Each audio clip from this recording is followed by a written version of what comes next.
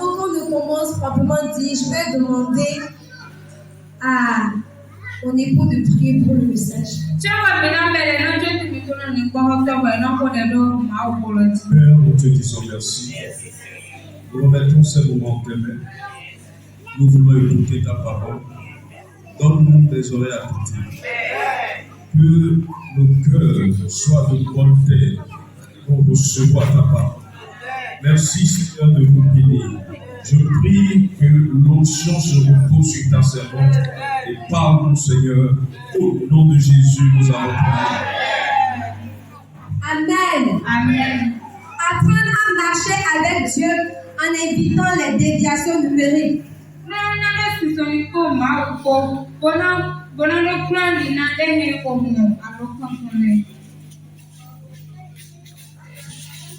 Le texte de base se trouve dans Matthieu 6,33. Je vais demander à un enfant de me lire. Matthieu 6,33. Un autre enfant va me préparer Romains 12, versets 1 à 2.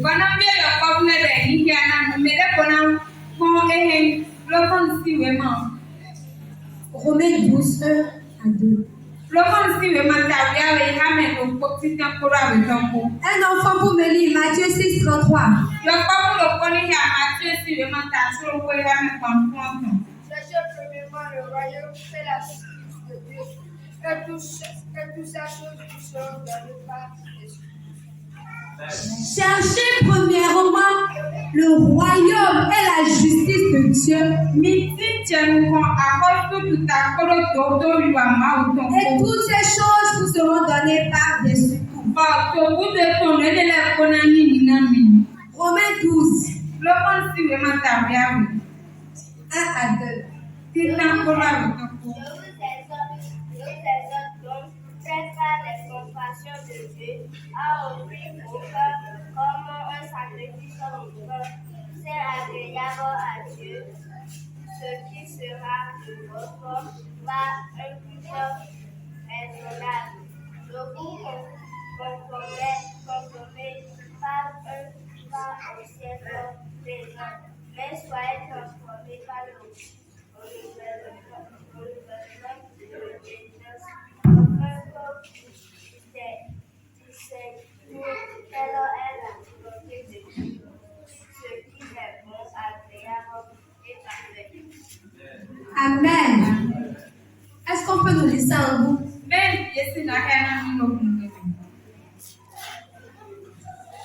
Quelqu'un peut nous lire ça en groupe?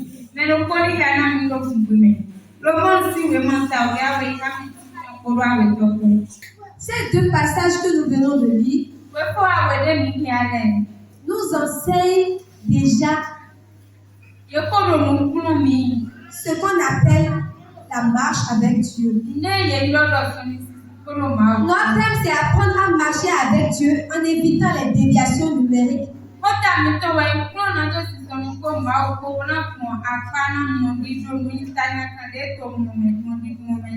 Quand on parle de marcher avec Dieu, c'est faire tout ce qui plaît à Dieu. Je me silence. C'est faire tout ce qui plaît à Dieu. C'est obéir à Dieu. C'est respecter ses commandements. C'est avoir une relation avec Dieu.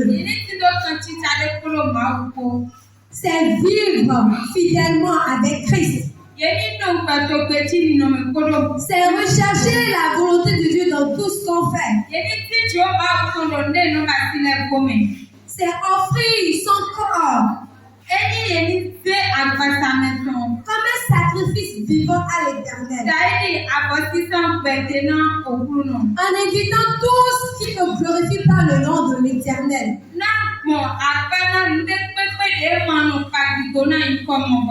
Et quand on parle de tout ce qui peut nous éviter de glorifier le nom de l'Éternel, nous avons aujourd'hui le numérique.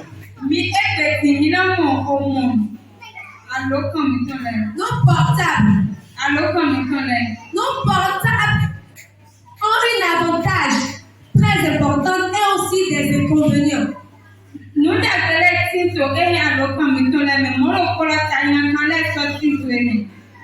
ne pouvons pas parler de ce qui est bon du portable en oubliant ce qui n'est pas bon dedans. Je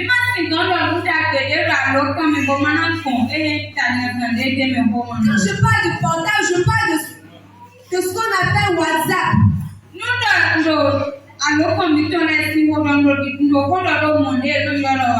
Facebook, TikTok, Twitter, Snapchat. Il y a quoi encore? Il y en a beaucoup de choses. Il y en a beaucoup d'autres. Et toutes ces choses ont des avantages, mais aussi des inconvénients qui sont dangereux, surtout pour nos enfants.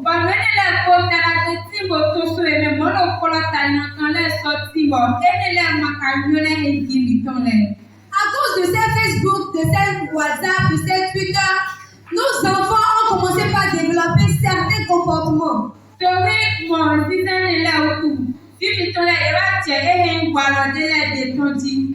Les enfants de nos jours, déjà même un petit enfant de 1 an et demi, 2 ans, quand il voit portable, il est déjà attiré.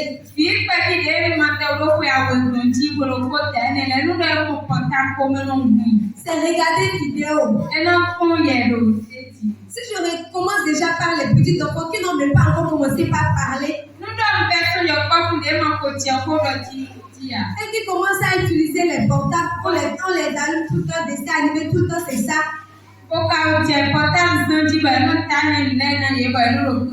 Ils sont tellement habitués aux vidéos portables qu'ils ne sont même pas capables, ils ont de vite parler.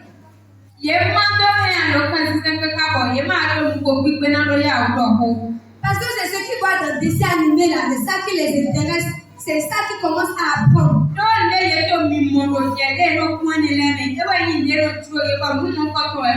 Et ça retarde leur cerveau.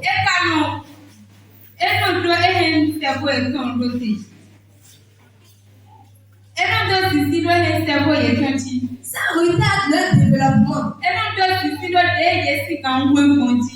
Ça les donne des manquements.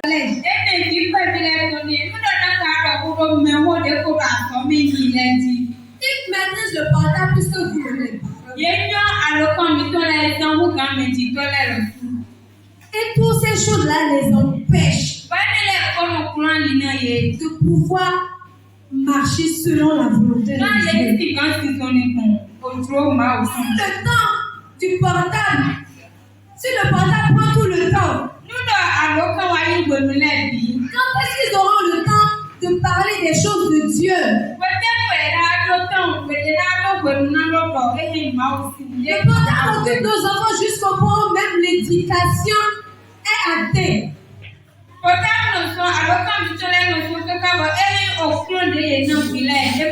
Ils copient les politesses qui sont dans les vidéos qu'ils voient.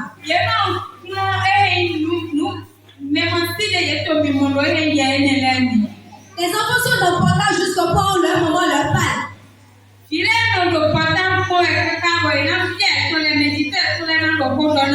n'ont pas entendu ce que leur maman dit. Ou bien si leur maman ou bien leur papa leur envoie. Ils refusent d'y aller. À cause de Facebook ou bien à cause de TikTok vidéos qu'ils sont en train de regarder.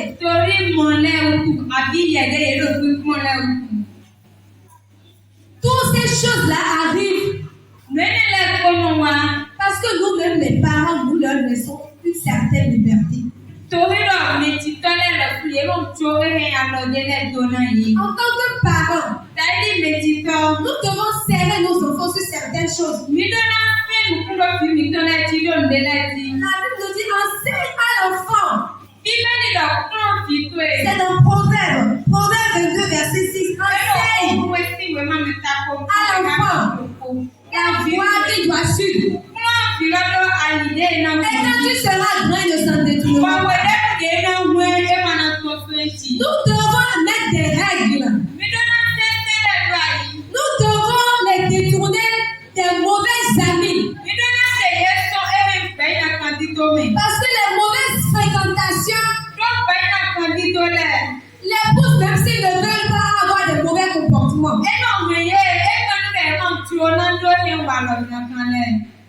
Il y a certains enfants, ils trompent leurs parents. Et leurs parents, innocentement, ils tombent dedans. Les enfants ont menti à leurs parents qu'ils ont couru et qu'ils n'ont pas couru. Et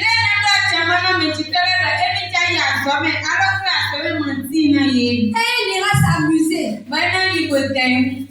Il y a même des parents qui achètent déjà des portables à leurs enfants. À quel âge? À quel âge? Nous-mêmes les parents, nous devons nous discipliner. Si dans le portable nous occupe tellement que nous n'arrivons même pas à faire certaines choses.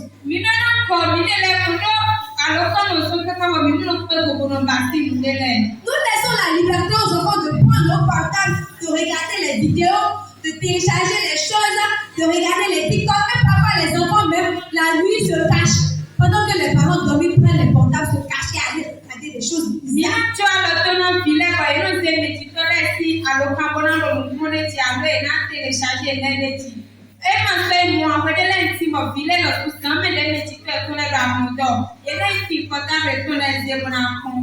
Je vous dis, il y a certains enfants, leurs parents leur donnent petit déjeuner, ils refusent de manger, ils prennent l'argent là pour acheter forfait d'un portable de quelqu'un qui connaît pour aller regarder des choses bizarres.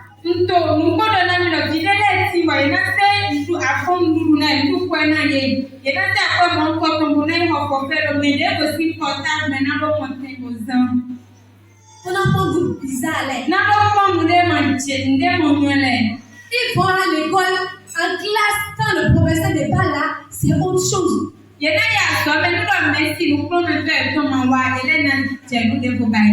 allée une fois à la réunion des parents d'élèves.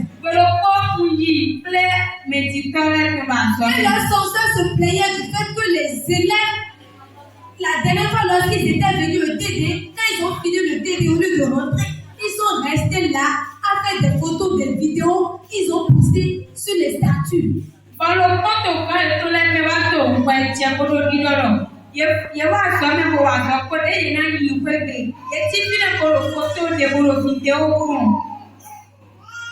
Et qu'ils ont posté sur les statues.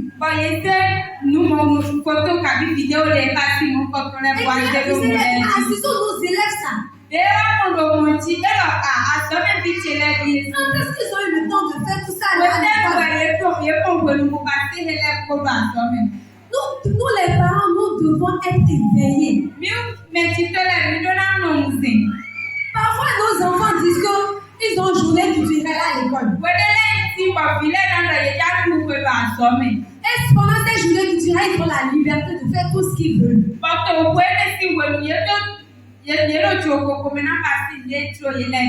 Ils vont venir amadouer les parents. Les parents vont leur donner l'argent là. Est-ce que vous savez tout ce qui se passe là-bas? J'ai des professeurs ici et ils peuvent vous dire. Moi aussi j'ai été élève. Mes parents d'accepter de ne pas que j'aille.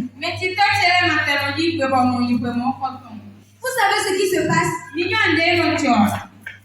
Ils restent ensemble pour regarder des vidéos bizarres. Je dis même qu'ils ont même des groupes de prostitution. Oui, comme tontine. Et tu fais tontine de prostitution.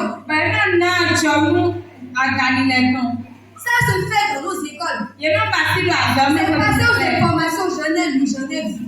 Ils vont aux journées culturelles là. Et vous savez ce qu'ils font? C'est des danses bizarres. Est-ce que vous les parents déjà pris le temps de les enseigner proprement la parole de Dieu pour que s'ils arrivent dans ces environnements-là, qu'ils ne soient pas détournés?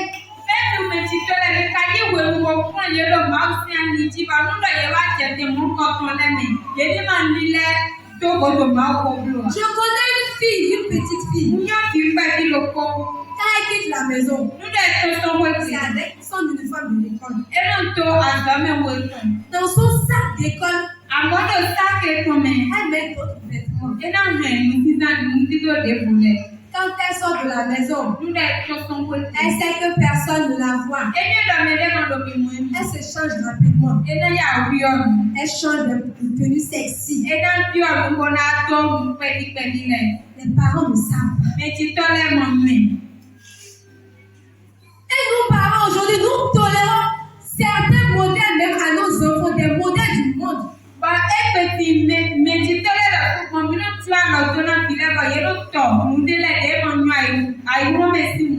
ma classe enfantine, je vois certains petits enfants qui portent des modèles qui ne sont pas bons.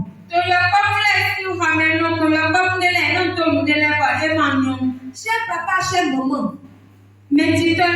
c'est dès le bas âge que tu devais déjà les apprendre des bonnes choses. Et dis-toi qu'ils ne connaissent rien. Déjà à 2 ans, ils connaissent déjà ce qui est bon, ce qui est mauvais, ils connaissent. Apprenez-les à s'habiller décemment. Interdisez les mauvaises compagnies. Surveillez vos enfants. Est-ce que lorsqu'ils sortent, ils vont directement à l'école? Et lorsqu'ils reviennent, est-ce qu'ils apprennent leurs leçons? Est-ce qu'ils écrivent les leçons?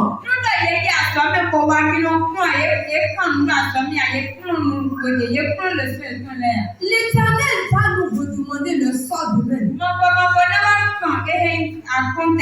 Ne pensez pas que ces enfants-là sont seulement vos enfants, mais c'est les enfants de l'Éternel. Leur avenir compte pour Dieu. Le Seigneur nous aidera au nom de Jésus. Ces genres de fréquentation, d'habitude que les enfants ont avec les portables les amènent à la rébellion.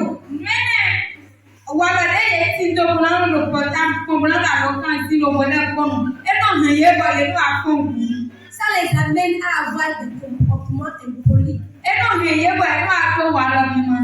Ils deviennent des dangers pour la société. Ils deviennent les soucis pour vous-même les parents.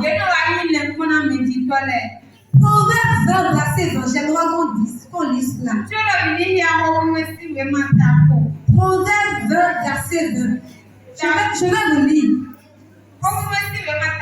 Si quelqu'un maudit son père et sa mère, sa lampe s'éteindra au milieu des ténèbres.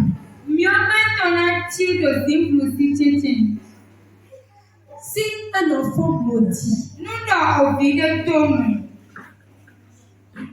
comment est-ce que nous prenons le soin d'enseigner à nos enfants? Si ces enfants-là deviennent impolis, ils vont vous insulter, deviendront des enfants récalcitrants qui seront capables de vous insulter, de vous maudire.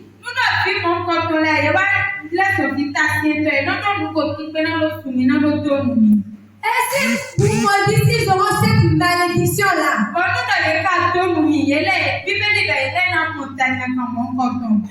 Et cette malédiction qu'ils auront sur le tête sera en partie de votre responsabilité.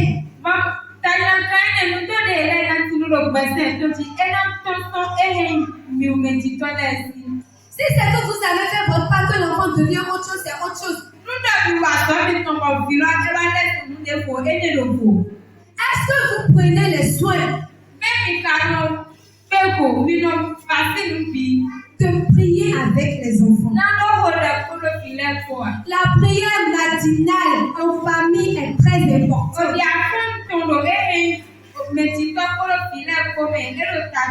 Il est important que chaque famille ait chaque matin le temps de prier basé sur des versets bibliques pour enseigner les enfants les matins.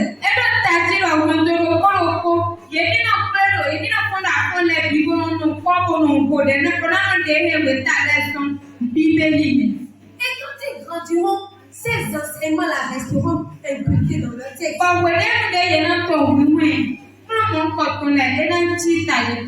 Ils ne pourront pas se détourner. Quand vous allez leur parler, ils écouteront. Est-ce que vous prenez le soin de prier pour vos enfants?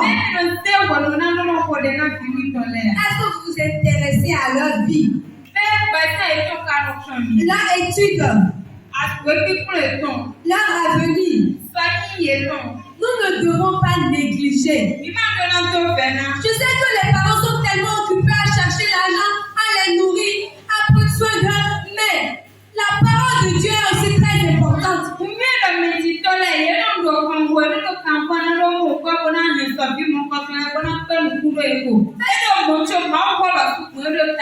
Fais tout pour avoir le temps de passer de temps en temps le temps avec eux. Leur donner des programmes de jeûne et prière même.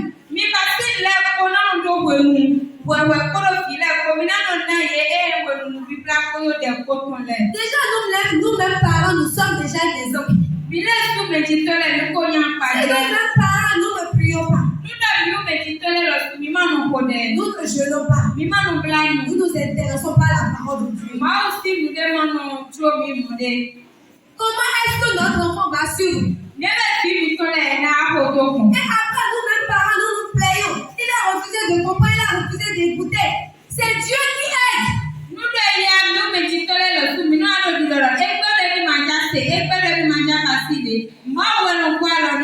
Est-ce que tu l'enseignes la parole de Dieu? Est-ce que tu pries pour lui? Est-ce que tu l'apprends à prier? À jeûner? Quand moi j'étais enfant, j'avais un jour de jeûne et prière. Oui, notre maman prenait le temps tous les matins de nous enseigner. De prier avant que chacun commence ses activités. Et après ça, dans la semaine, il y a un jour qu'elle prend le temps, les soirs où nous faisons une petite veillée de prière.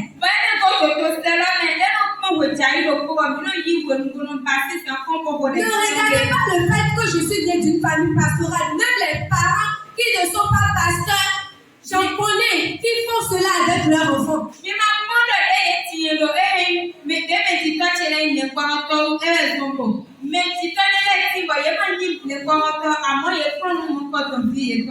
Que le Seigneur nous aide. Dans nos comportements aussi, notre manière de parler aux gens, de pouvoir collaborer avec les gens.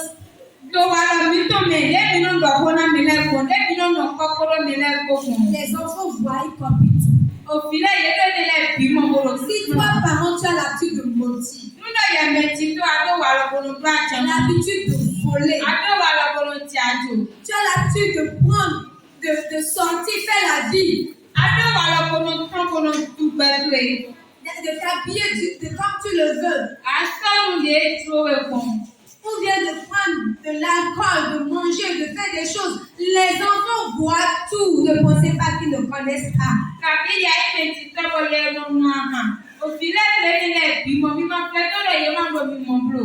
Ils copient tout. Et le Seigneur nous aidera. Nous, nos enfants seront différents au nom de Jésus.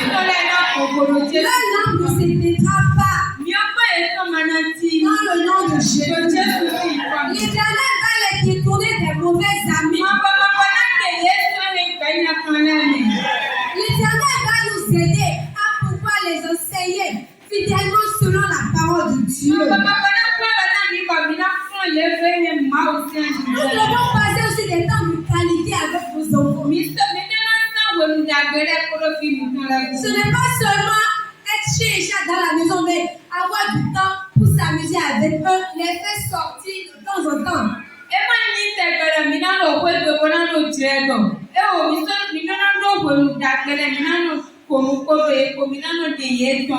Pour qu'ils sentent qu'ils sont aimés. Si la parole de Dieu n'enseigne pas vos enfants, le monde les enseignera autre chose.